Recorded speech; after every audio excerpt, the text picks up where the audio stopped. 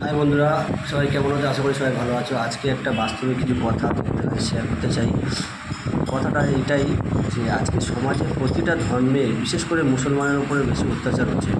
আমি বিশেষ করে একটা কথা বলতে চাই হিন্দু ভাইদের কাছে, যে ভাই, মুসলমানরা তোমাদের সাথে কী অন্যায় করেছে যে তোমরা রাস্তায় কোনো বয়স্ক লোক বা কোনো মানুষ যদি যায় তাদের উপর অত্যাচার যে করছো তোমরা, এটা কী লাভ হবে তোমাদের?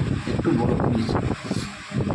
তোমাদের যদি আমাদের পাড়ায় অনেক, আমি নেক্সট ভিডিও যখন করবো, আমার কাছে একটা লোক আসে এভরিডে, আমাদের পাড়ায় আসে, 1-2 দিন ব্যবসা করছে না উনি ব্যবসা করছে কমপক্ষে 10 থেকে 15 বছর ব্যবসা করছে।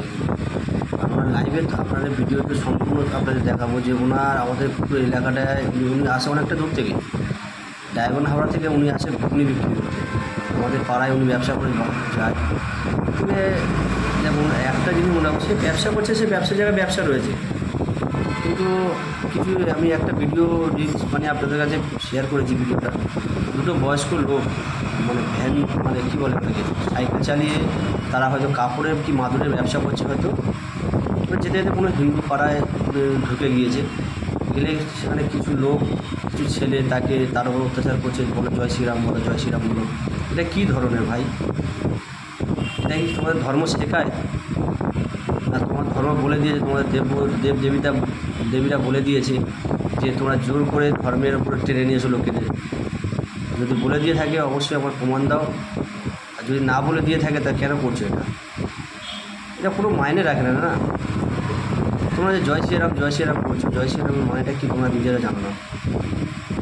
তোমার দেবদেবী বলে দিয়েছে যে রাস্তার মাঝখানে গিয়ে জয় শ্রীরাম বলো, হেদ ধরে বলো, গলা ধরে বলো, মেয়েরা জয় শ্রীরাম বলো। তোমার দেবদেবীটা এসব বলে দিয়েছে, তোমার শ্রীরামকৃষ্ণ রাম বলে দিয়েছে এরকম। কেন করছো ভাই তোমরা এরকম? আজকের পরিস্থিতিটা তোমাদের কারণে। আজকে দেখো আমাদের ধর্মের বর্ণের যে মানুষরা, আমাদের যে মুসলিম ছেলেরা, তোমাদের ধর্মে যেরকম তুমি জয় শ্রীরাম বলে একজনের ধরে করছো এরকম, দেখো আমাদের বর্ণের মানুষরা, ছেলেরা, অনেকেই মানুষ আছে যে মানে তার দেখে সহ্য করতে পারে না। এই করে একে অপরের সাথে একটা দাঙ্গা সৃষ্টি হলো, একটা গণ্ডগোল সৃষ্টি হলো, সেটা কি ভালো হবে? আমাদের স্বাধীন ভারতের মধ্যে সেই জিনিসটা না আসলেই ভালো না?